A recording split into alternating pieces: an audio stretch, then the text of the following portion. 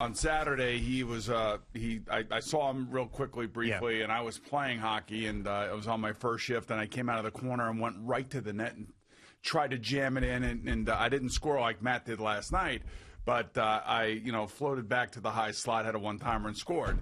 And I had 2 goals on Saturday, and then I saw him later on that afternoon as he was getting ready to go play the Penguins. And, he was like, wow, you look like, you're scoring some goals. I said, yeah, of course I'm scoring goals. I got 2 goals in today's game. I said, how many you got for the year? He goes, 2. I said, well, I scored 2 in one game. I mean, come on. So obviously I challenged him. Yeah, and you inspired his performance. I did, and I saw his first shot from behind the goal line, and he hit the Elias Olmark in the back of the head, and it went in the net. That's a goal scorer's goal. That's a snipe from the corner.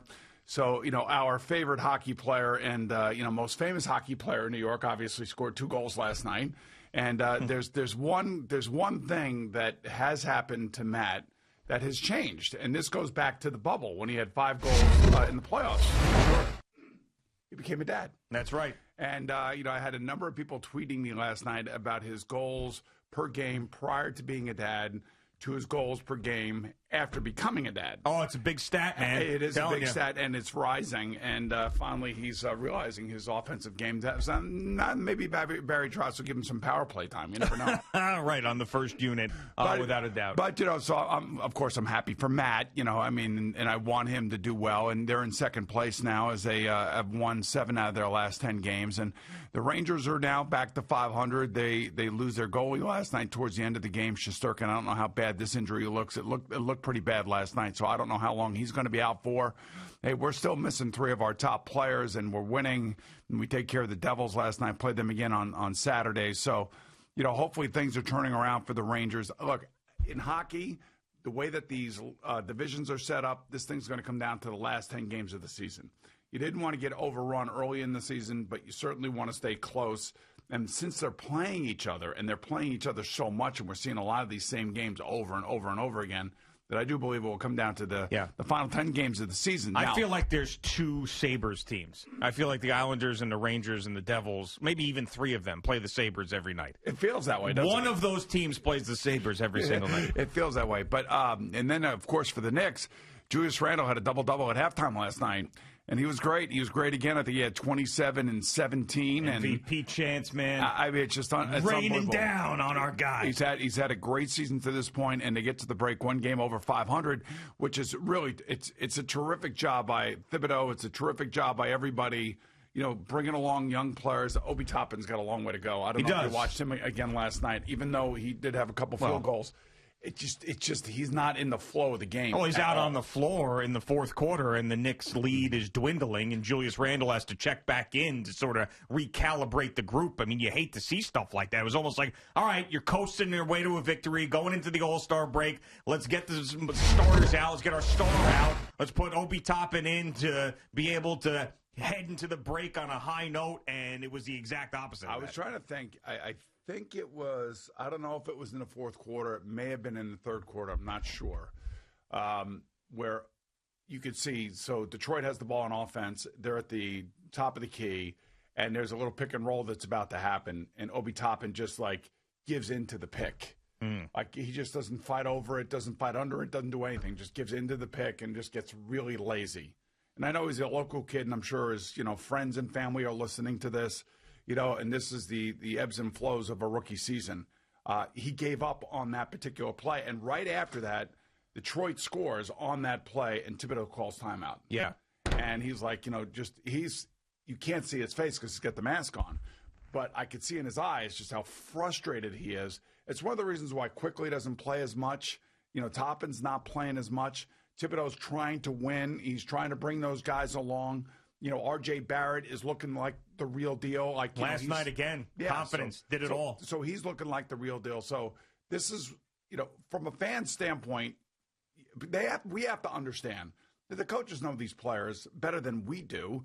And as much as we want to see them on the floor, and as much as we want them to become great players because of where they were drafted and some of the success that they've had early in the season, the coach is not going to lose a game over their problems as rookies. Well, yeah, this is a different type of season, too. I mean, we've had so many bad years where the only thing that you wanted to take out of the season was, do you have a player? Is one of the rookies a good player? That guy has to play over a veteran because who cares? You're going to get a lottery pick no matter what. And the story has changed. And to me, I think that most Knicks fans, although they'd like to see more out of Obi Toppin, that's not the story. The story is I can put on a game and expect my team to win. The story is that we are close to a playoff spot after, in a playoff spot and close to finishing the year in a playoff spot, especially when you got 10 teams that are in the mix with the play-in games, 7 through 10. So, that is the story, as opposed to, the Knicks are one of the worst teams in basketball and Tom Thibodeau's not playing the young guys and what do you do? That's not the story. So he can hide.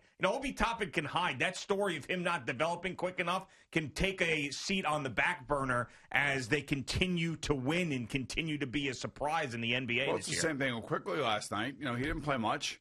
And again, it goes back to the coach. And the coach is trying to do two things. He's trying to develop young players, of course, but he's also really trying to develop Nick Pride again. And that's the most important thing. And with Nick Pride comes responsibility, and that means when you're on the defensive side of the ball, you better play your ass off. And when you're on the offensive side of the ball, and if you do have an offensive set that they are calling for, you better know where you're supposed to be and how you're supposed to run those sets. So I do believe that's what's going on. And as a fan who I appreciate basketball, love basketball, but, the minutia of it and getting into the weeds, like the coaches do every single game, and they watch the tape and they watch what their players are doing, and they can see what they look like on the court or on the ice. And you're not going to see the ice or you're not going to see the court if you're not doing the right things. Look, man, Mika Zibanejad got benched last night. And he has been missing in action, although last night he got a couple of assists, I believe. And he is still playing pretty good on the penalty kill, but he's got to score goals. That's his job.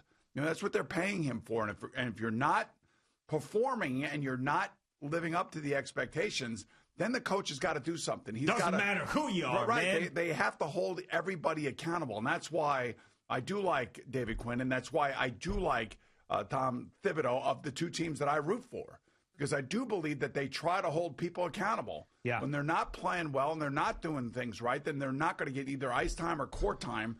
And I'm good with that. I am good with that. I don't want to hear I want to see more Emmanuel quickly because I have to see him. We got to develop him. He'll develop. Next year he'll be a lot better than he is this year. I think that most people are thrilled with what they've seen so far this year. Maybe they get a little frustrated here or there. But you hear people say, well, we need to see more of him. He needs to play more. I understand. These are the same people that have no effing idea I'd like to what see Thibodeau is trying to do and what he's told to do and what his mantra is. I've got no complaints about Thibodeau. I mean, I would prefer to see less of Elfrid Payton is maybe the only thing that I would say. But I can't. How could you possibly have criticisms of that guy? I mean, you could say, all right, maybe the rotation here, maybe this guy a little more playing time, whatever. You could say those things because that's what passionate fans do. But let's really look at the big picture with him. I mean, I was dead wrong about Tom Thibodeau, and he has learned clearly from his other stops. Where he was a little more was overbearing. Here when they were good. Yeah, I know. He but was here when the Knicks were good. Yeah. And he knew what it took. Even with that team, you had Patrick Ewing and then everybody else. And it was like, hack away. It was defense. It was like, we're gonna protect the paint and all that other stuff. So even though the game has changed significantly since that time, you do see this is the number one defense in basketball right now.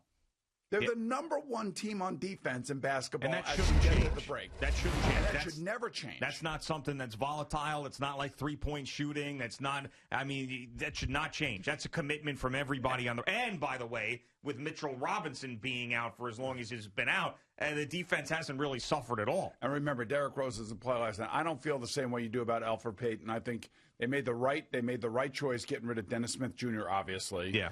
Bringing in Derrick Rose here. Elfrid Payton missed a couple games, and Derrick Rose had to take over. Derrick Rose didn't play last night, and Elfrid Payton had to take back over. I'm good with that. I'm good with how they're doing this, and I'm good with the way that Thibodeau is handling this team. Look, we have one star, okay, that's Julius Randle, and he's playing like it. And, you hear now everybody talking about all the things that we've been talking about for the last month about him and about how he came back differently this year, and it's a big story now all of a sudden. I mean, come on, you could see it. You could see it the first day that he stepped on the court this year, how much weight he lost. Yeah, so let me ask you, now that the expectations have changed after this first half, yeah, are you okay with them being one of the play-in teams?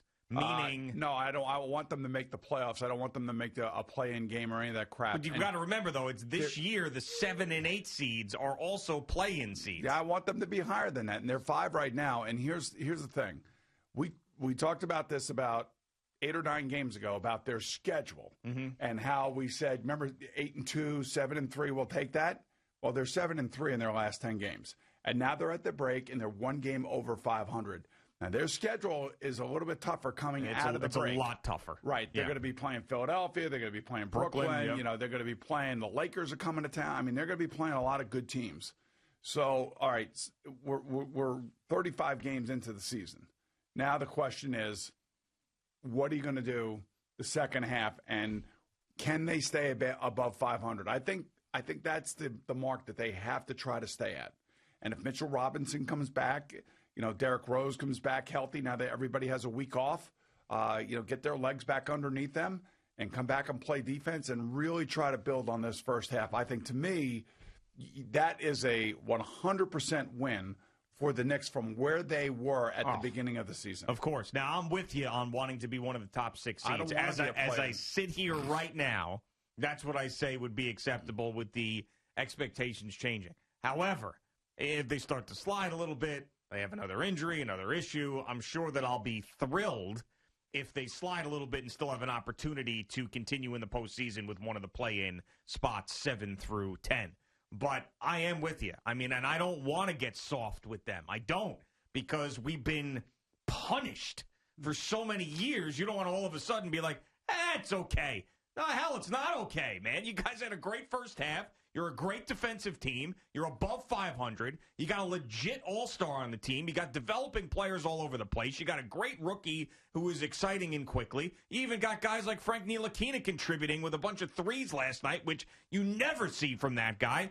No, get one of the top 6 seeds. That's the other thing for Frank Ntilikina. You know, he had been hurt and been on the bench forever. Yeah, COVID, and too. And then came off and actually has had a positive impact on the team since he's been back.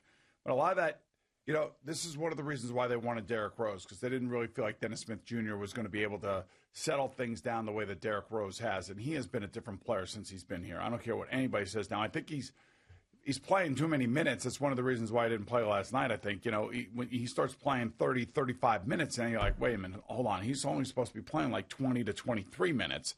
And you have Peyton, you have Quickly, and you have him. And you should evenly disperse those numbers and maybe Peyton a little bit more. And look, I thought Peyton, when he was playing against Steph Curry, played him tough. Steph Curry just had one of those incredible shooting nights. Yeah. And you know, this is what it comes down to in the NBA. Who's got the best shooters? That's really what it comes down to. And that's what James Harden is.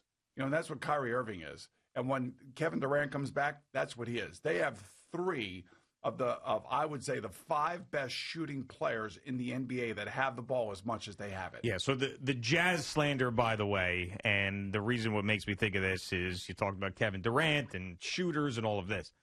The Jazz slander last night continued when they picked the All-Star teams. Did you see who the last 2 players selected were? Donovan Mitchell and Rudy Gobert. The last 2 players selected. And then LeBron James said, you got to understand, we never picked the Jazz when we were younger playing video games. He goes, even when it was Stockton and Malone, we just were never the Jazz. Like, the Jazz weren't cool like that, and everybody was having a laugh about it.